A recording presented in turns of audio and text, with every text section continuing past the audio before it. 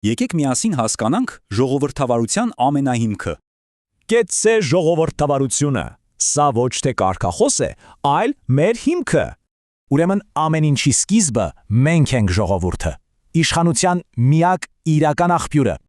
Իսկ մեր ուժը կազմակերպելու համար մենք ստեղծում ենք համակարգ, ինստիտուտներ։ Շատ կարևոր է հիշել, իշխանությունը սեփականություն չէ, այն պարզապես պատասխանատվություն է։ Ահա սա էլ ամբողջական պատկեր է աղբյուր, համակարգ եւ իշխանություն միասին։ Լավ, բայց ո՞նց պետք է աշխատի իշխանությունը, որ այս բալանսը չխախտվի։ Պատասխանը շատ պարզ է. օրենքի գերակայություն, ոչ թե մեկ անձի կամքը։ Իսկ մեր ռեսուրսները, մեր հարկերը պետք է մեզ ծառայեն, դառնան իրական բարիքներ։ Այսպես ժողովուրդը տալիս է լեգիտիմություն, ինստիտուտներն ապահովում են կայունություն։ Հենց սա է բալանսը։ Իսկ ինչ է լինում, երբ այս նուրբ, բայց կարևոր բալանսը խախտվում է։ Կա ձախողման երկու շատ հստակ ազդանշան։ Երբ իշխանությունն իրեն սեփականատեր է զգում, համակարգը սկսում է շեղվել իր ուղուց։